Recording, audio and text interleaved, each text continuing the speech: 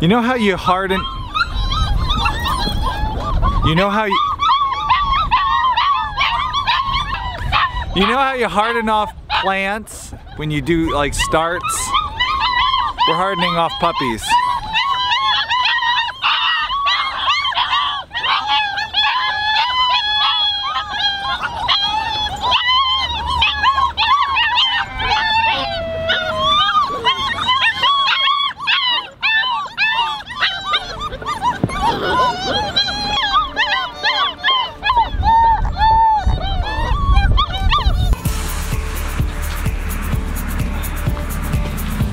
What are you doing?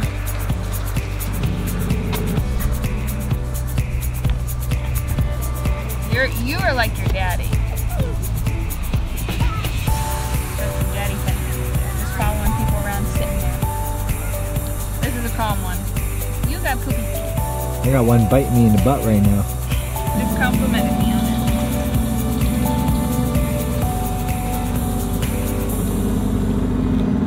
Come on, puppies! Puppies! Yeah, it's good puppies.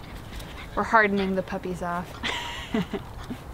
Like you do with chicks. That's what I said, but with plants. Ah, yes. So we let our kids name them because just for their litter names, they're not going to take the names with them. They started with the orange one. They said, we're going to call the orange colored one Orange. And then I kind of ignored that. And then they said, and the green one can be Kiwi. And the red one can be Cherry or Strawberry. I was like, fruits, that's pretty cute. So all their litter names are fruit names. Puppies! I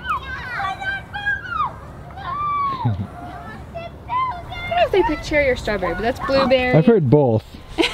Cherry, strawberry. Blueberry. Cherry's the one biting on me right now. Yeah. Yellow. Strawberry. Yellow is pineapple. That's little dragon fruit. She's got a pink collar, but white. So she's pink on the outside and white on the inside. Who's over there? There's orange. Come on, puppies. Come on, puppies. Orange, you glad he came when you called? Look how good they listen. Kiwi. Oh, pick me up. There's grape.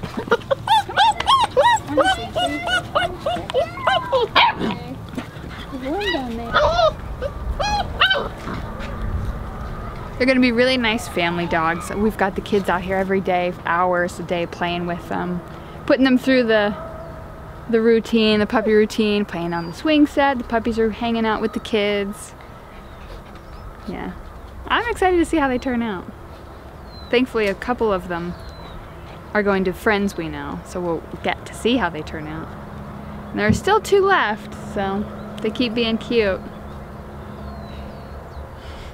I can't have 2 more dogs. But there are some. Not that one. Sorry, buddy, lost your place. Yeah, he is. He has developed some spunk. Spunked up. They're really good at following you. Oh, that's cute. They're gonna be good farm dogs. They're used to following boots.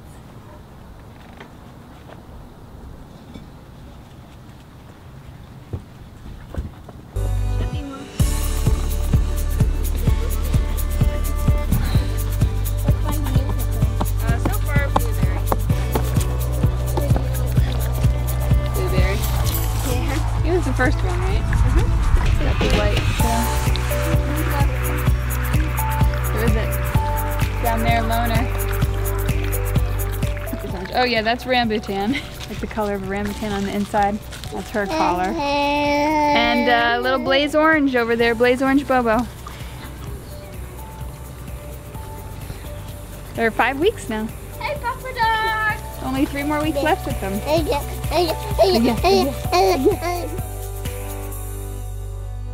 When we released the video that talked about doing a DNA test on the pups, the DNA test results came back that the couple was in fact those 2, the German Shepherd and the Lab.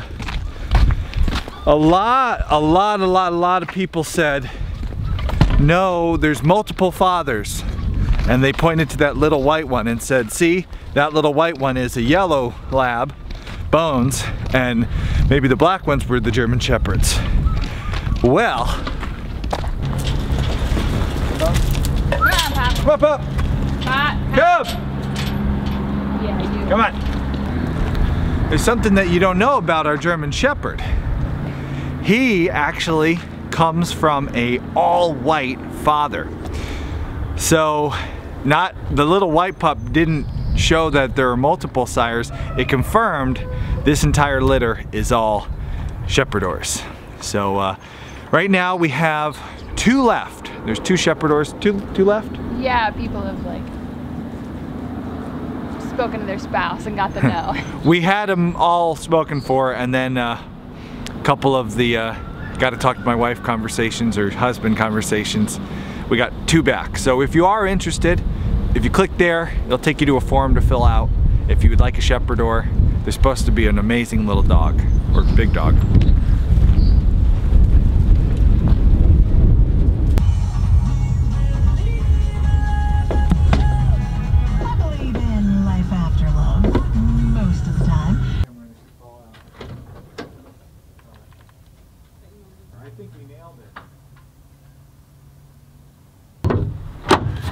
We went and got feed today. Oh man, feed day is always like a big project.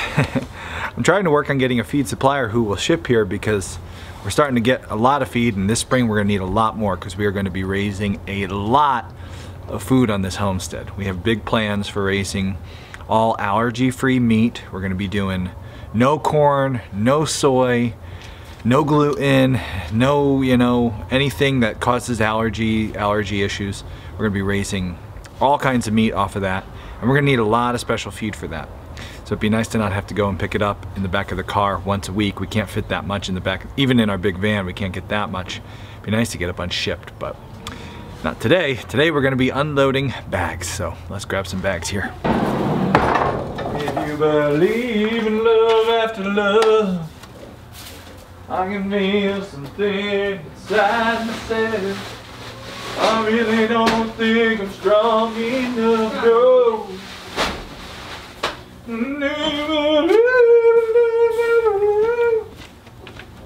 It's catchy, Tim. Oh,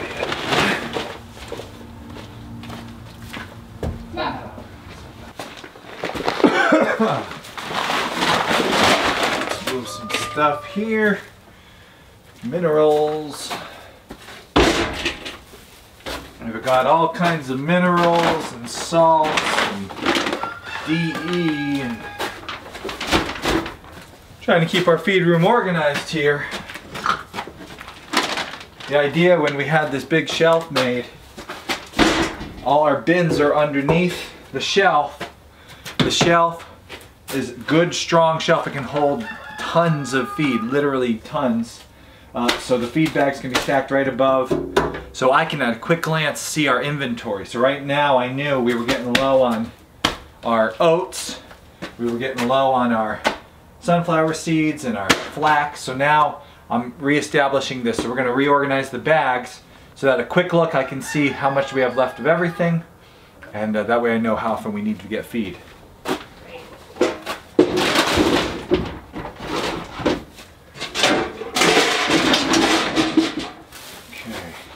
That's oats, this is sunflower, this should be alfalfa.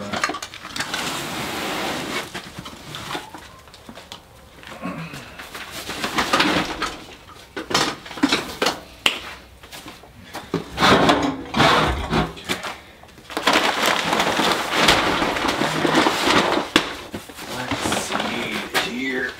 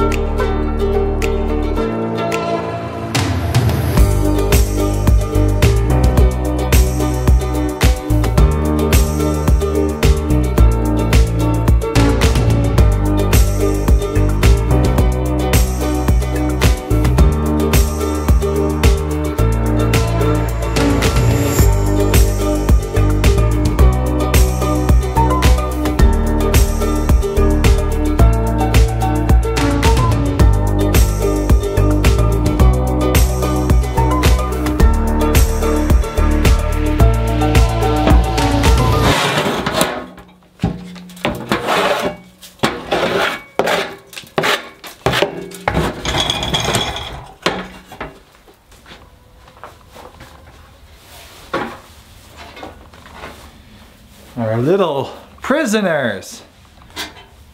Some changes going on in the rabbit colony.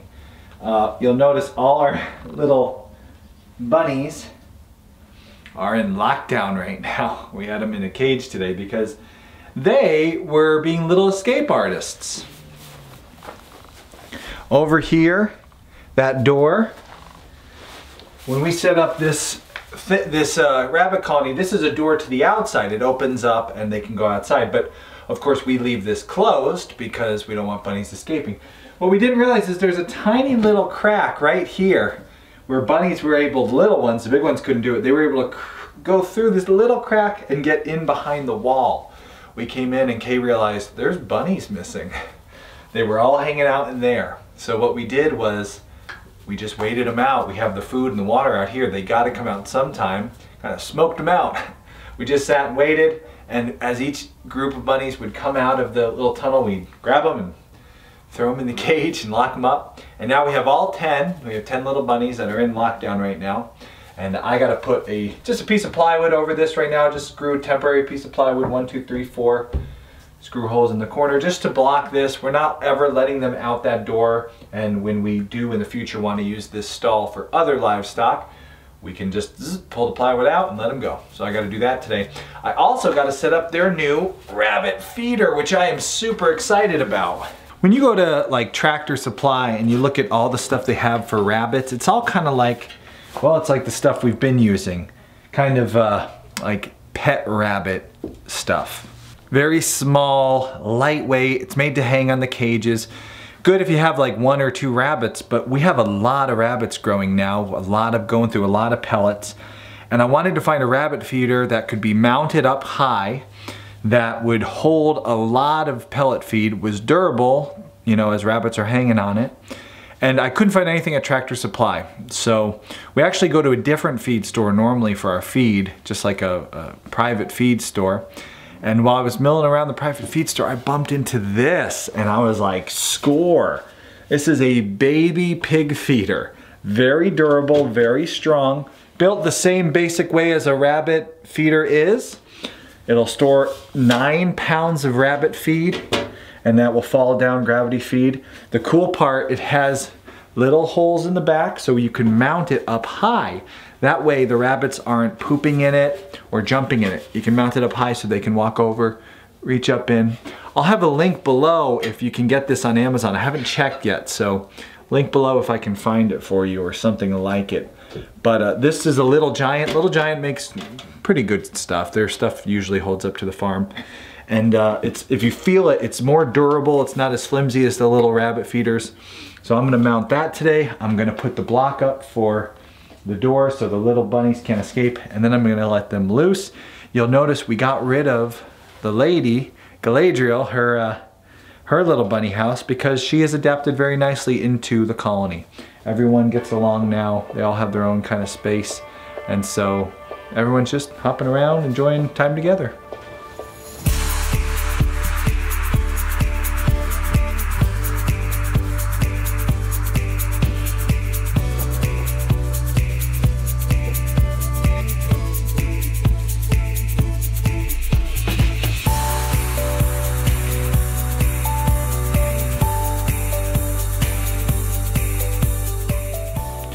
Okay, I need a checklist here. I need to get my impact driver. I need to get a few screws. I need to get a piece of plywood that is like 1 foot, 2 feet, 1.5 feet by 3 feet will be more than enough to cover that hole. All right, I gotta go get my tools and get this project started.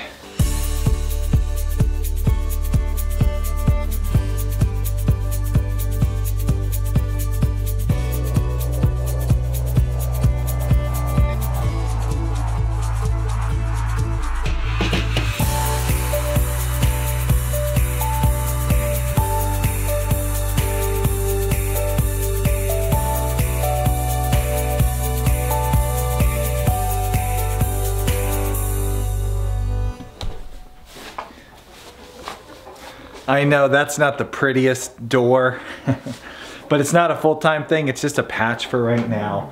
I had those 2 scraps. I have some full sheets of plywood, but I hate to cut a full sheet of plywood. If I have a couple scraps lying around, that'll do the trick.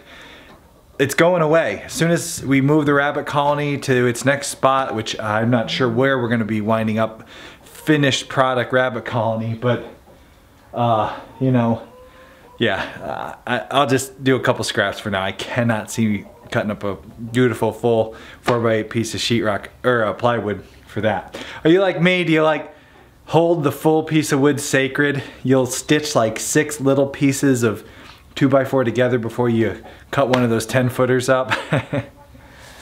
Yeah. All right, now I got to put this feeder on.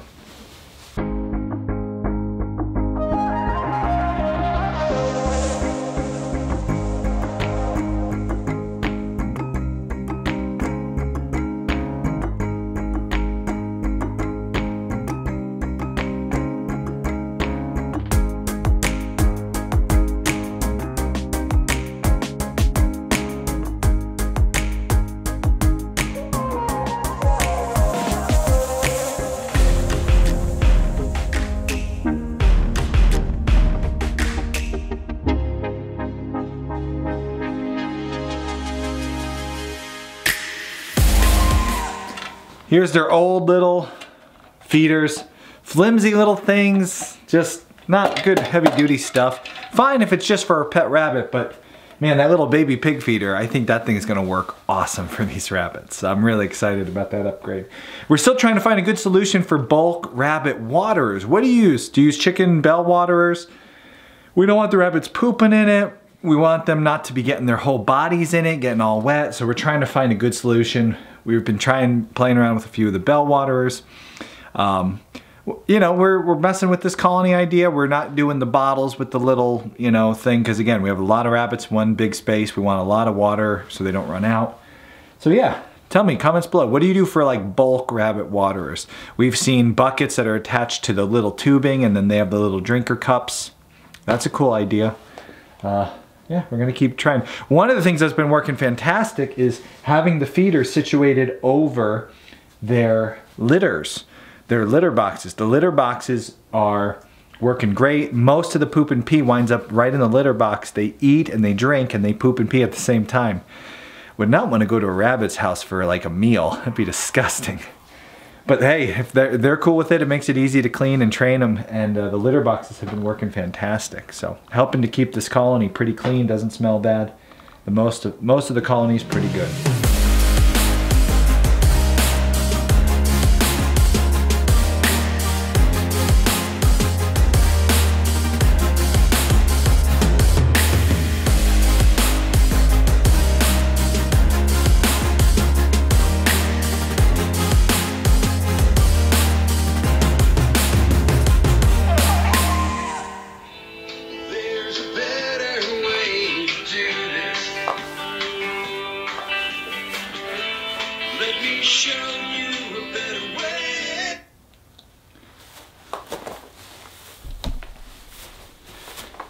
Okay, let's release the little beasts.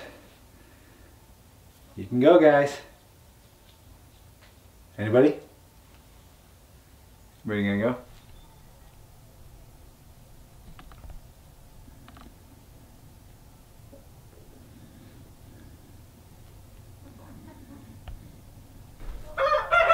Kind of thinking they were enjoying it in there. I ruined their peace and quiet. Well, I'll leave them be. They'll come out at their own. Let's go check on the new bunnies. Rabbits, man. Breeding like rabbits over here.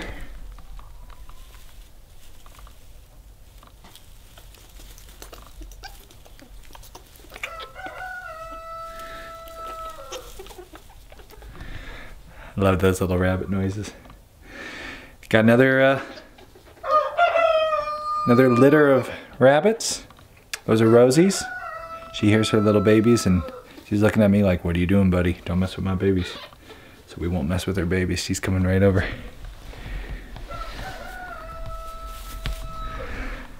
What a good mama.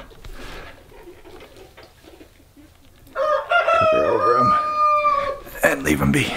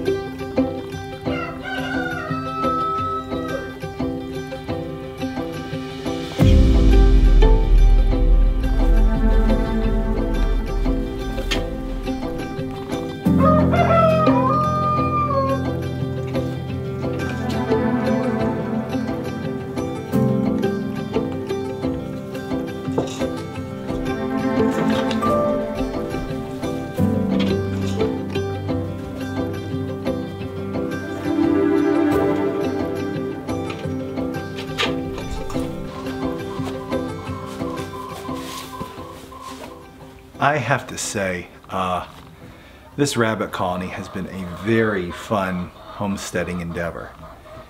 Everything about it is small and micro. The problems are small, the solutions are simple and small, infrastructure's cheap,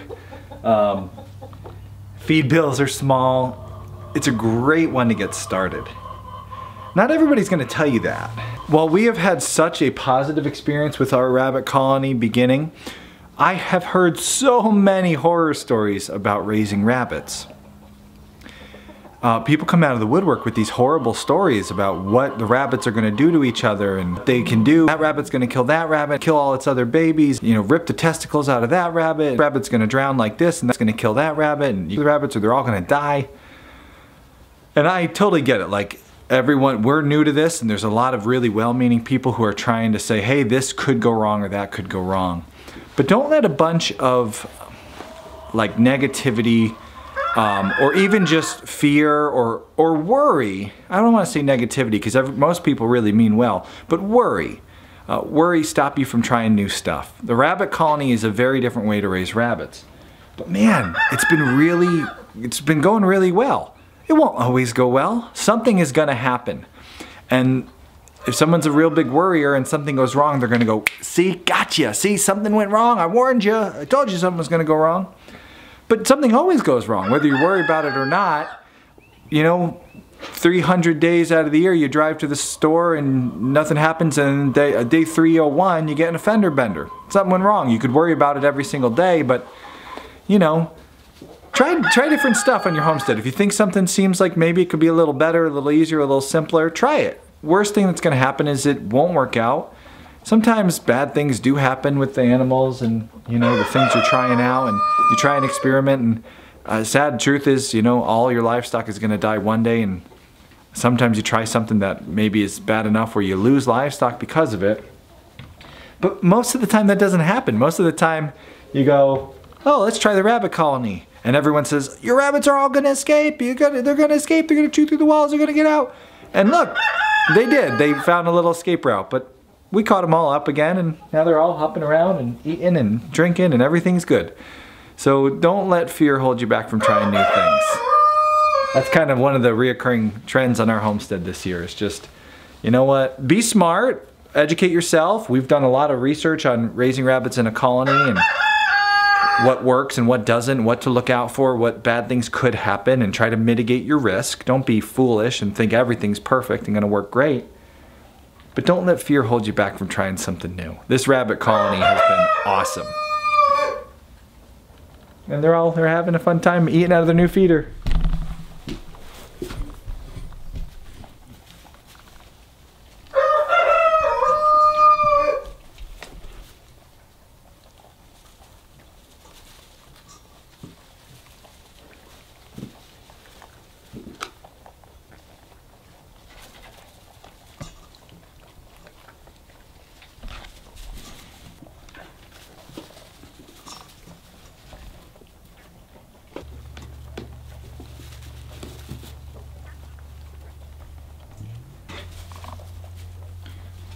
There's little runty bunny, doing good still.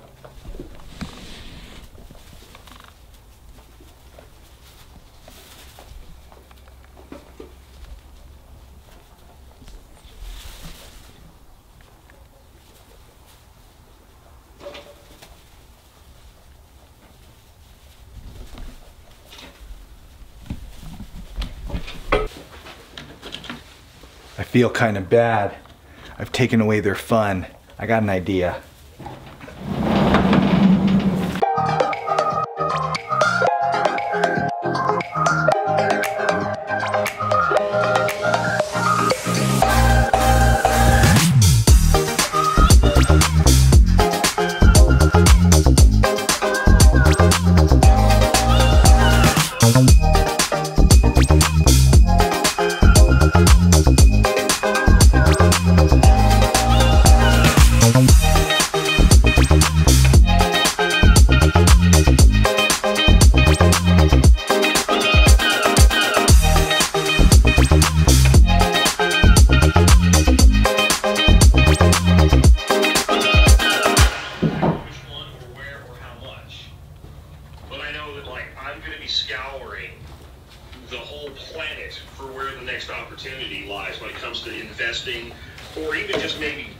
getting something at a discount.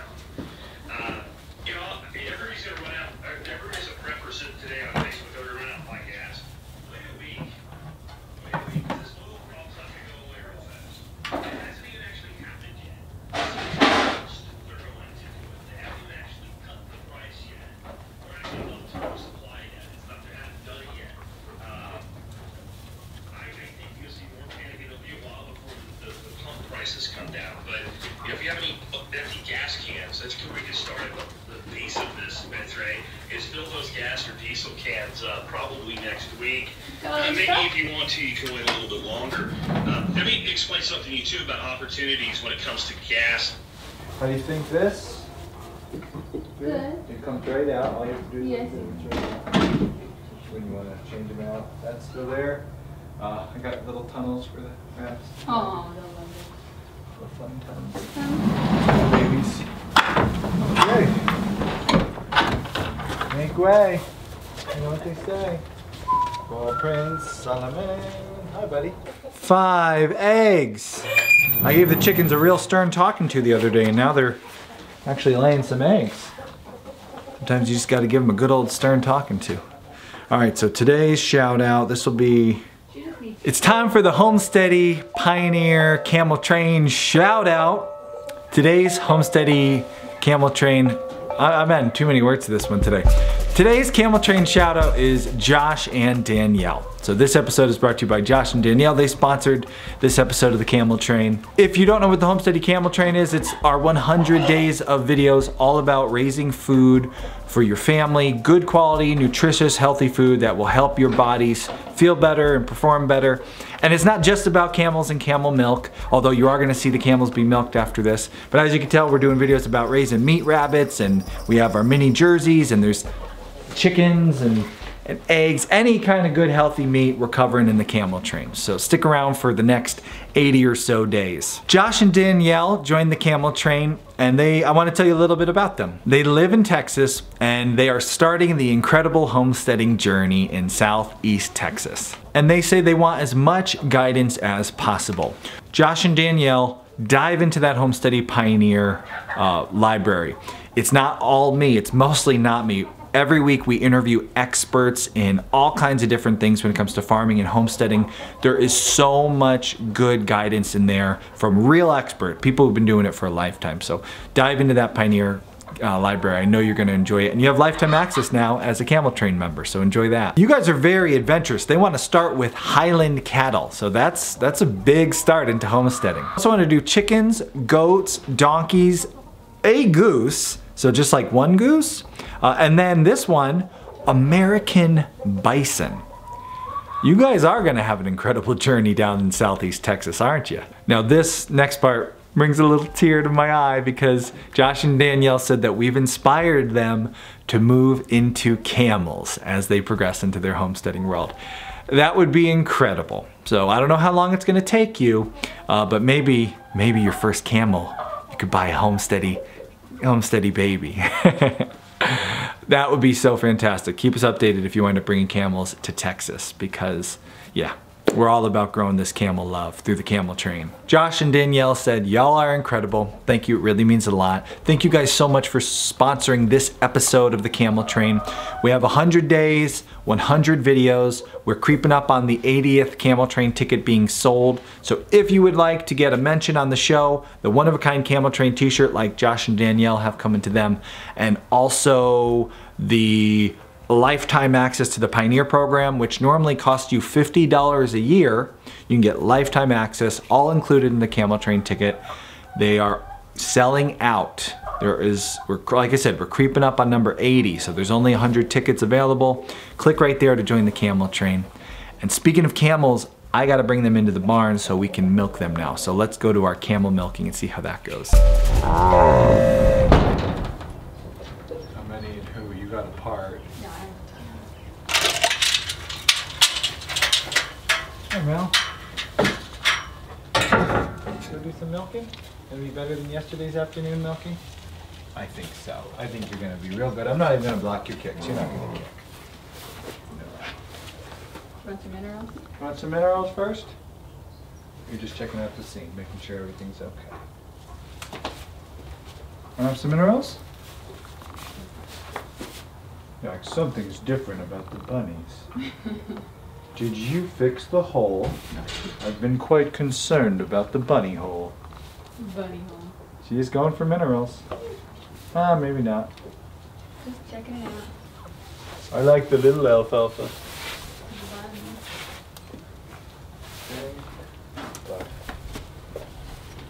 This is our afternoon milking. Our afternoon milkings, we always wind up getting less milk. The morning milkings have been giving us a quart? Yeah, a little more than a quart, and evening milkings are giving us a little more than a pint. All in all, we get about a half gallon of milk from Millie each day. So yesterday, I tried to prevent her from kicking by putting a block in front of her, and it just messed everything up. We had a bad milking. So today, I'm not gonna worry. I don't think, she's not a bad kicker. I'm just trying to help train her a little bit better, but we're not gonna even bother with that. We're just gonna go business as usual, and I think she's gonna do a great job. Well, I'm not. Oh, here we go. Let down. Sand. She usually poops when she lets down. They love to roll in sand. It's like their favorite thing in the world. Oh, come on, Mill. No kicking. She doesn't really kick. She just kind of like Moves her leg. moves her leg, yeah. She's been having some chapped teats. Any advice on what to use? We're using bag balm and what else? Some udder cream for chapped teats. But it hadn't really, nothing's improved. She was not hand milked before, so it's probably because of the hand milking now. She was previously machine milked. I wonder how much we get from the machine milk. Huh? Yeah, I wonder if we'd get more. I mean, we got the machine. We don't use the machine in here because, first of all, we don't have the pump. We don't have the pump run to here.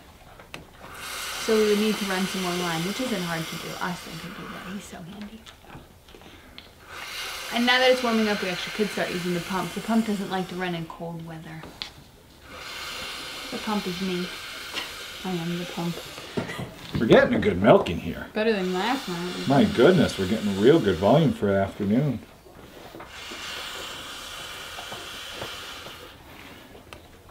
Very good letdown, my goodness. She is shuffly though. She's always dancy in the afternoon. Yeah. I don't know what the difference is. Maybe she's just a morning person. Man, that's a really good afternoon haul. I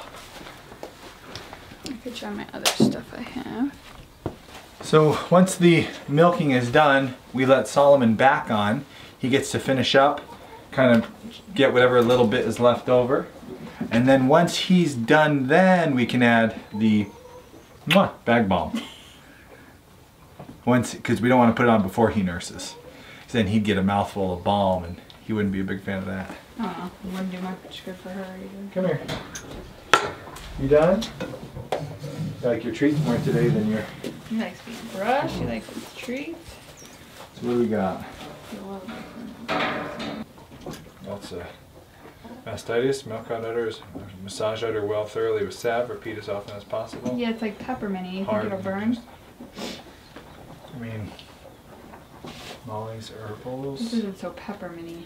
Eucalyptus, tea tree, lavender oils. I mean, Might burn. might, but See if she starts freaking out. this is from Molly's Herbals. Yeah. The goat warmer. We're trying a different cream today from Molly's Herbals, which has a little bit of tea tree oil and eucalyptus. It's meant for mastitis. She does not have mastitis. This is just a chapping around the sides of the teats. The milk isn't affected, but it just can't, it's not nice. Want to fix that, so I'm just massaging in this oil, see if that helps.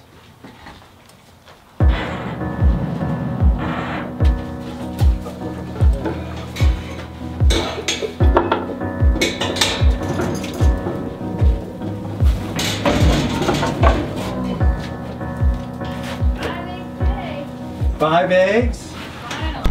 I have to say, with all the craziness that's going on right now with this coronavirus and people being worried and making runs on toilet paper and stuff, there's just something so calming about working in your homestead, in your barn, where you got milk every morning and every evening being produced, and you got farm fresh eggs being popped out of your chickens, and you got like 30 little meat mittens running around, hopping around, that are just like reproducing like rabbits. And it's nice to know that you have a source of food for your family no matter what happens, the craziness. That's the whole point of being homesteady, is making your home a place of steadiness, a calm place, a place you can rely on. And I really encourage you, if you're feeling worried right now, if you're feeling scared, I wouldn't be too worried, I wouldn't be too scared. If you're a healthy individual, I don't think this is going to kill everybody. I think we're all going to be okay. There are going to be some people who are older and sicker who this will affect. And if that's you, stay home and, you know, stay away from people, because that's where you're going to get that virus. But for the most part, if you are feeling worried, try to channel that fear we talked about earlier in this video, not letting fear stop you from doing things. But if you do have some fear, channel it into action and start a homestead adventure. Get some meat rabbits. You could put meat rabbits in almost anywhere. You could do them in a garage. You see our setup here, it's just like a little garage. You could do them in a hutch behind your house. Do something. There is a grounding, calming, secure feeling working with your hands to provide your family with what you need. That's what being homesteady is all about. So comment below if that's the nudge you needed to get started. Let me know what you're going to do, whether it's chickens or meat rabbits or Scottish Highland cattle like Josh and Danielle want to start with, or like an American bison. Awesome. See you tomorrow.